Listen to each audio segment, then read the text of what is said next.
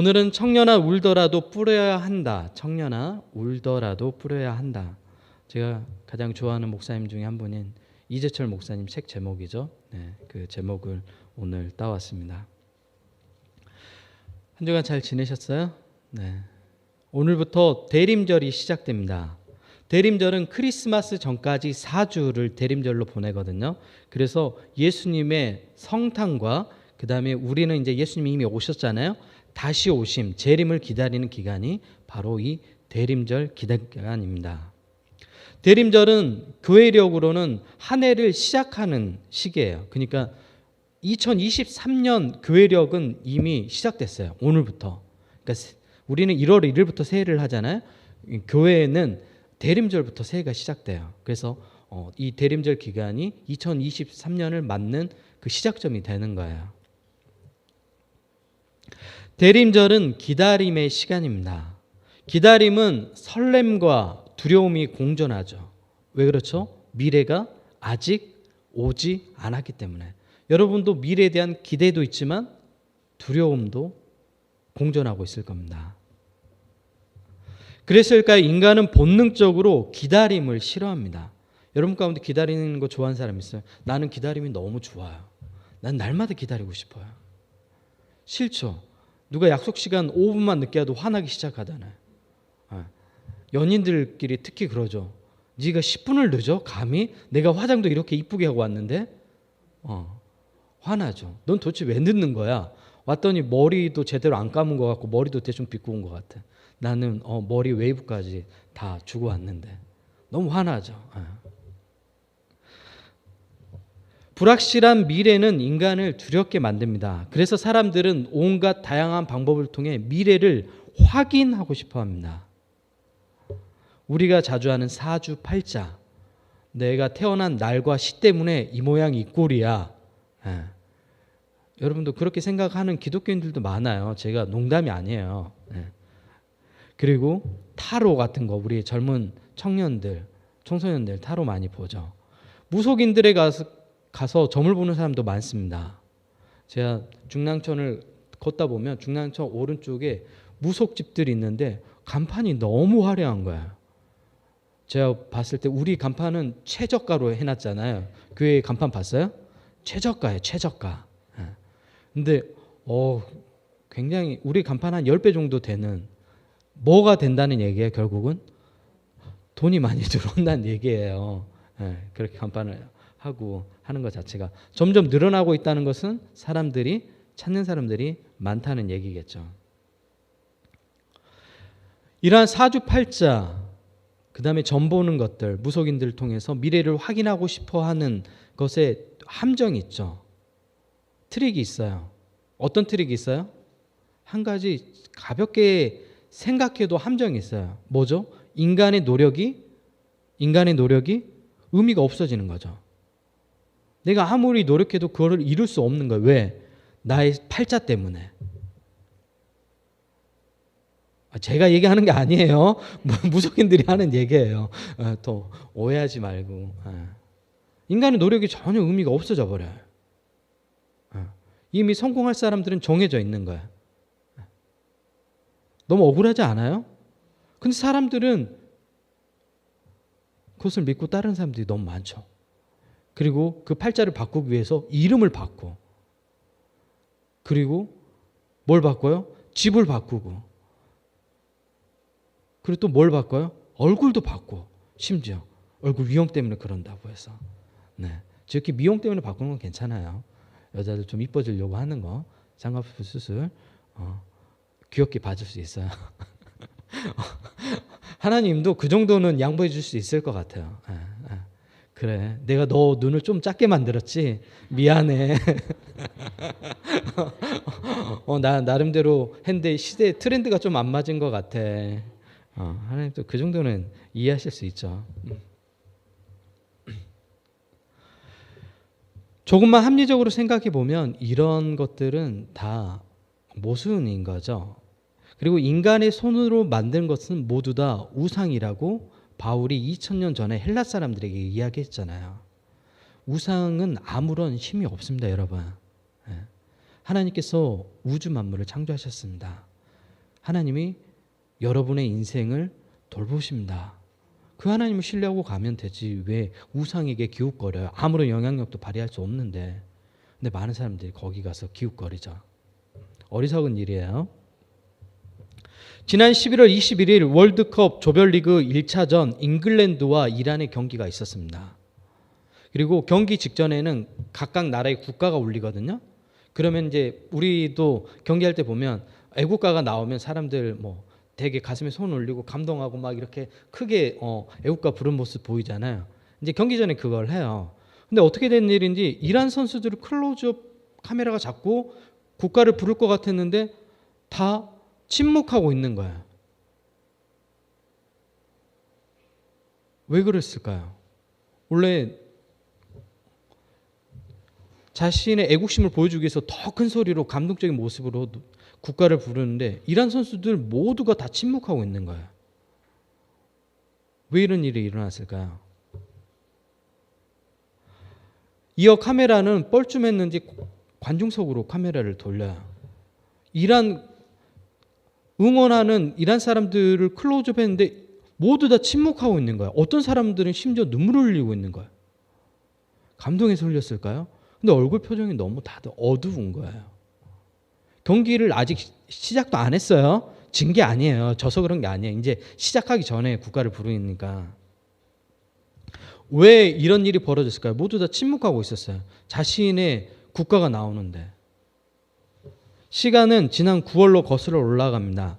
이란에서 22살 마흐사 아민이라는 여대생이 경찰에게 히잡이라고, 이슬람 사람들은 머리에 쓰는 것을 히잡이라고 해요. 우리로 얘기하면 두건 같은 거예요. 히잡을 쓰는데 그 히잡을 제대로 쓰지 않았다고 경찰서에 끌려갔어요. 이란 정부는 1979년 이슬람 혁명 이후 히잡법을 제정해 공공장소에서 49세 이상의 여성들은 반드시 이 히잡을 써야 돼요. 그러니까 초등학교에 들어가면 히잡을 써야 되는 거예요. 그리고 1983년 이란 의회에서 공공장소에서 머리를 가리지 않는 여성에 대해서는 채찍 74대를 때릴 수 있는 것을 법으로 제정했어요. 실제예요, 여러분. 지금 이게 이슬람 사람들 이해할 수 없죠. 여성의 인권이라는 게 아예 없는 겁니다. 히잡법 위반으로 경찰서에 끌려간 마흐사 아미니는 얼마 후 차가운 시신이 되어 가족에게 돌아갔습니다. 경찰의 폭력에 의해서 이 여대생이 사망한 거예요. 이유가 뭐죠? 히잡을 제대로 쓰지 않았다고 해서.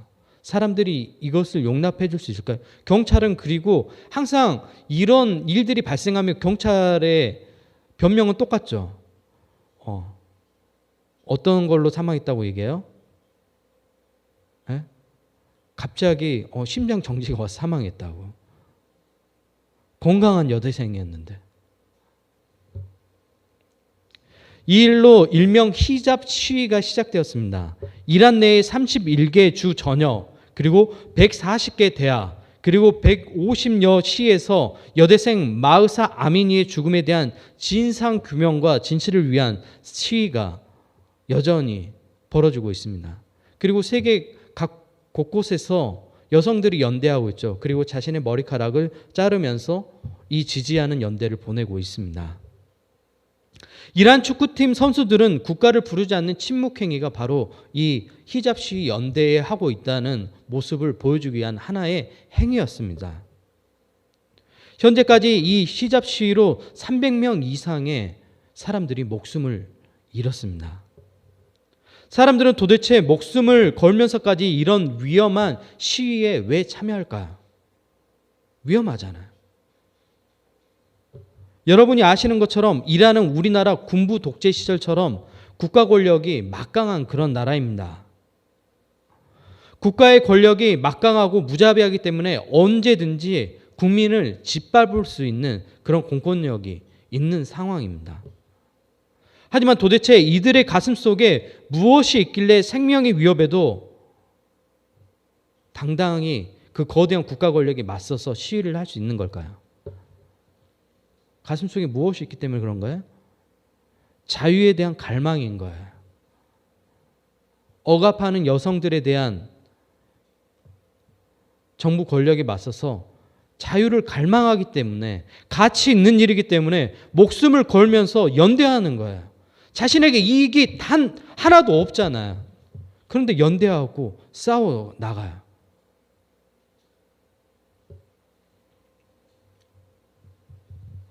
이제 우리의 현실을 들여다볼까요? 한국 교회에 이러한 가치를 위한 희생과 자기 헌신이 있나요? 여러분 주위에서 이런 사람들 봤어요? 한국 교회를 위해서 헌신하고 희생하는 것들. 이거 그림이 너무 크다면 우리 교회는 어때요? 교회도 너무 커요? 그러면 여러분 개인은 어때요? 여러분의 삶에 이러한 가치를 위한 자기 희생이 있습니까? 최근에 만나는 목회자와 성도들 가운데 이런 가치를 위한 자기 희생적인 삶을 사는 사람을 거의 만나보지 못했어요. 대부분 사람들이 자기 삶의 문제에 매몰되어 자기 인생 살기에 급급해요. 겉으로 보기에 기독교인과 기독교인이 아닌 사람이 차별점이 전혀 없어요. 똑같은 삶의 방식을 살아갑니다. 여러분이 왜 교회에 실망하고 목회자들한테 실망해요? 이런 모습이 없기 때문에 그래요. 저는 여수에 있는 여천무학교회라는 작은 공동체에서 자랐습니다. 그리고 그곳에서 신앙을 배웠습니다. 제가 자주 말씀드리지만 제 시골교회 목사님은 굉장히 바른 분이었어요. 정직한 분이고 작은 것에도 최선을 다하는 분이었어요. 저의 모습들은 아마 그분에게 배운 거예요. 대부분 다. 그리고 제가 하지 않는 것 중에 하나가 뭐죠? 거짓말하지 않습니다. 여러분이 불편할 정도로 진실을 말하죠. 네. 제가 잘못한 것들에 대해서도 과감하게 얘기합니다. 난 이런 부분에 대해서 잘못했다고. 거짓말을 하는 순간부터 자기 자신이 사라지는 거예요. 감추기 위해서 계속해서 거짓말을 하게 되죠. 제가 어린 시절 교회에서 섬기는 집사님들, 권사님들 많이 봤습니다. 이분들은 한결같은 모습을 제게 보여주셨습니다. 주방에서 봉사하시는 분은 늘 그곳에서 봉사하셨고 차량 운전으로 봉사하시는 분들은 늘 차량 운전을 했습니다. 그곳에서 변하는 것은 시간에 따라 성장하는 저만 있을 뿐이에요. 나머지 사람들은 늘 항상 제자리에서 그 모습으로 섬겼습니다. 그리고 제가 21살이 되어 신학교를 가게 되면서 교회 공동체를 떠나게 됐어요. 이제 신학생이 되면 다른 교회에서 이제 봉사해야 되는 상황이 오잖아요. 그리고 떠나서 여러 교회를 다니면서 사역을 했어요. 21살 때부터 교육전도사 시작했으니까 굉장히 많은 교회를 다녔겠죠. 많은 교회 공동체를 돌아보면서 제가 느끼는 게 하나 있었어요. 제 모교의 집사님, 권사님들이 굉장히 훌륭하셨던 분이구나. 한 자리에서 오랫동안 섬기는 일 쉽지 않습니다. 여러분이 당연하게 여기던 그 자리 당연한 게 없어요, 여러분. 그 한 사람의 자기 희생이 있기 때문에 그런 일들이 있는 겁니다.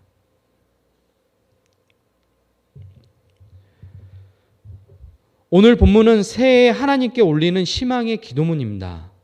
그러니까 우리처럼 이 대림절이라는 2023년을 시작하는 새해에 하나님께 올리는 기도문이에요. 이스라엘 백성들이 거주하는 가나안 땅은 농사짓기 힘든 땅이에요. 제가 가나안 땅이 비옥한 땅이 되는 조건이 딱 하나 있다고 그랬죠. 뭐예요? 비가 제때 이른 비와 늦은 비가 내릴 때 가능해요. 그래서 성서 속에 계속해서 비에 관한 언급을 하는 거예요. 비만 내려주면 그 땅은 비옥한 땅이 돼요. 하지만 비가 내리지 않으면 굉장히 거친 땅이 돼요. 그래서 오늘 본문은 다음과 같이 말씀합니다. 5절입니다. 눈물을 흘리며 씨를 뿌리는 자는 기쁨으로 거두리로다. 씨를 뿌리는 과정이 녹록치 않다고 말합니다. 힘들다고 말합니다. 어렵다고 말합니다. 지친다고 말합니다. 하지만 씨를 뿌리는 자들에게는 희망이 있다고 말씀합니다. 그 희망이 무엇이죠? 기쁨으로 열매를 거두는 날이 오는 거예요. 그 가치가 있기에 씨를 뿌릴 수 있는 거예요. 오늘날 크리스천들은 여러 가지 명언과 심리학적인 위로에 둘러싸여 하나님의 말씀을 제대로 이해하지 못합니다. 여러 가지 내용들이 섞여서 이해하고 있어요. 그래서 옥성호 씨는 심리학에 물든 기독교라는 책을 통해 이러한 위험성을 알리기도 했습니다. 인간이 추구하는 학문은 지혜롭게 살아가기 위한 사용하는 도구일 뿐입니다. 심리학도 우리가 지혜롭게 살아가기 위한 도구예요. 하지만 이 도구가 신념이나 가치로 변하면 문제가 발생합니다. 오늘날 이 학문적 도구가 절대적 신념이나 가치로 변하고 있습니다. 예를 들어 여러분이 가장 주위 사람들한테 많이 하고 많이 듣는 조언이 뭐예요? 과정이 즐거워야 한다. 많이 듣잖아요. 처음 들어봤어요? 야, 즐겁게 해야 돼. 즐겁게 해야 돼라고 얘기하잖아요. 그리고 이렇게 얘기하죠. 즐기는 사람을 이길 수는 없다고 얘기하죠. 노력하는 사람을 이기는 게 즐기는 자가 이긴다고 얘기하잖아요. 진짜로 물어볼게요. 여러분 정말 그렇게 생각해요? 정말 그렇게 생각해요? 즐기는 사람이 노력하는 사람 이기는 것 같아요? 네? 쇼미더머니에 그 멘토로 나온 래퍼가 얘기하더라고요. 즐기는 자 이제 그만 즐기고 보여주라. 실력이 형편없다는 얘기인 거예요. 언제까지 즐기고 있을 거냐고 얘기하는 거예요. 즐기기만 말고 이제 진짜 보여줘라 당신의 실력을.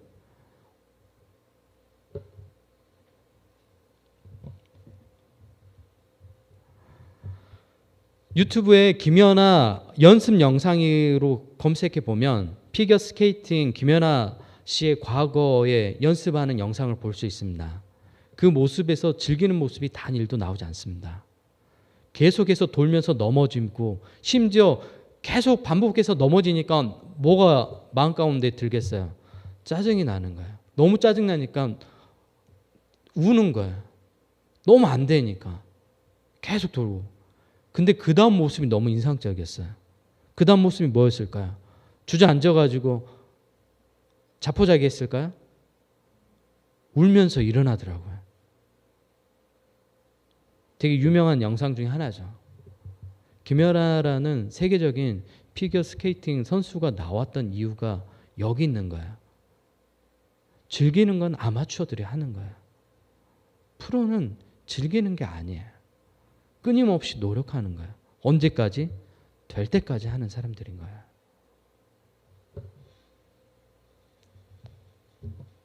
눈물을 흘리면서 계속 넘어지고 일어나는 동작을 반복하자. 그게 뭐예요? 씨를 뿌리는 거잖아요. 신앙도 여러분 마찬가지입니다. 예수님이 제자들에게 하신 말씀입니다. 마태복음 16장 24절 하반절입니다. 누구든지 나를 따라오려거든 자기를 부인하고 자기 십자가를 지고 나를 따를 것이니라. 오늘날 현대인들은 자기를 부인하지 않고 예수님을 따라갑니다. 심지어 예수님이 마음에 들지 않으면 안 따라요.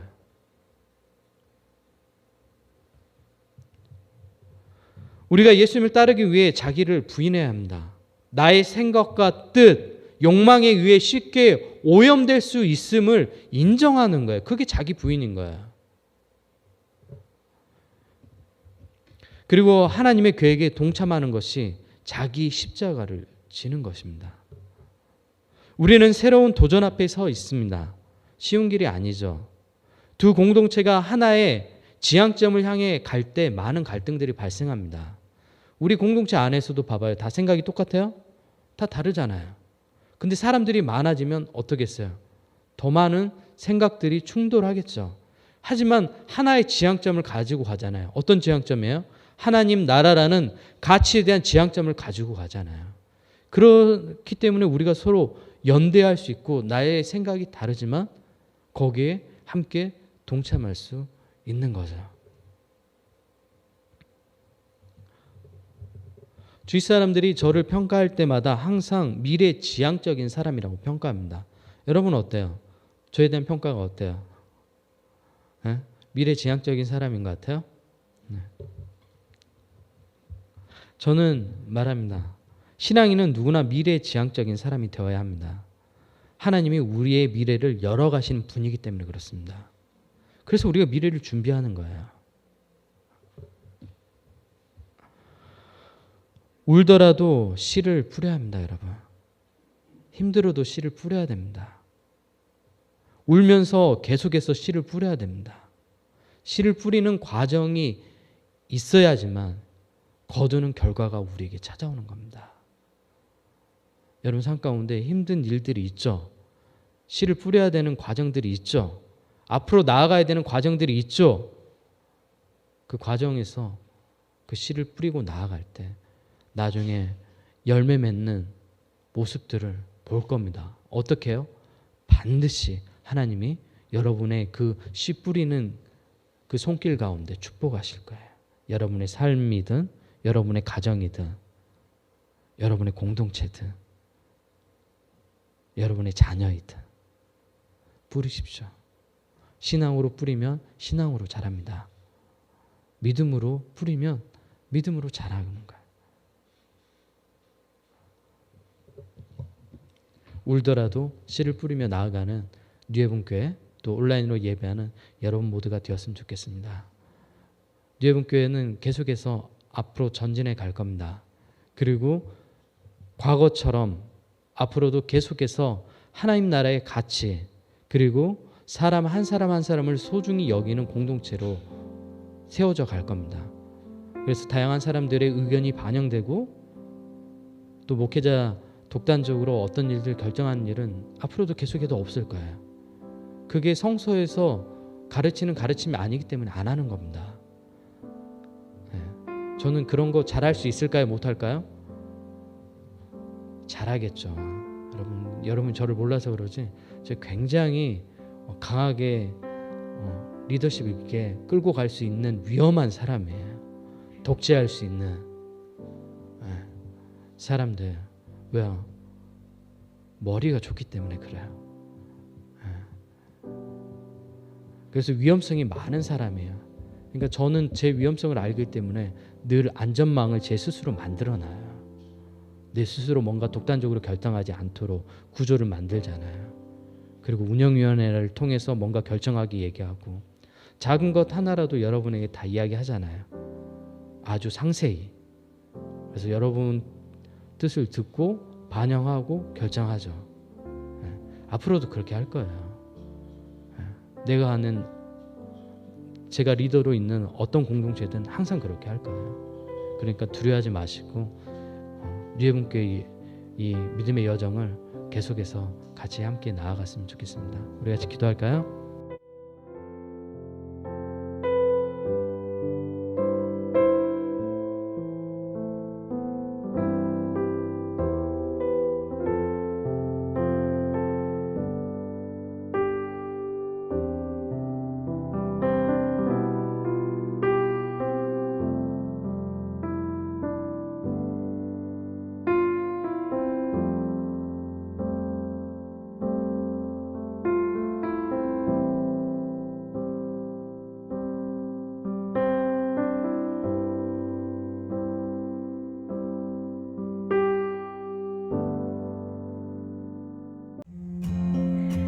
뉴헤븐교회 성도 여러분, 한 주간 잘 지내셨나요?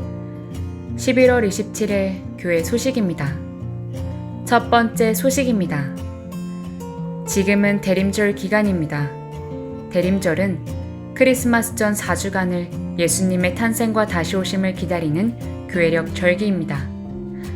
경건한 마음으로 대림절 기간을 보내는 뉴헤븐교회 성도 모두가 되시길 바랍니다. 두 번째 소식입니다. 의정부 주사랑교회와 합병을 진행합니다. 다음 주부터는 새로운 예배처소에서 함께 예배합니다. 두 교회가 하나님 안에서 잘 연합하도록 기도해 주세요. 세 번째 소식입니다. 온라인 헌금은 재정 투명성을 위해 헌금 종류와 실명으로 교회 카카오뱅크 계좌에 헌금해 주세요. 너희는 위로하라. 내 백성을 위로하라. 대림절 기간입니다. 소외된 이웃에게 작은 위로가 되는 유해분교회 성도 모두가 되시길 바랍니다.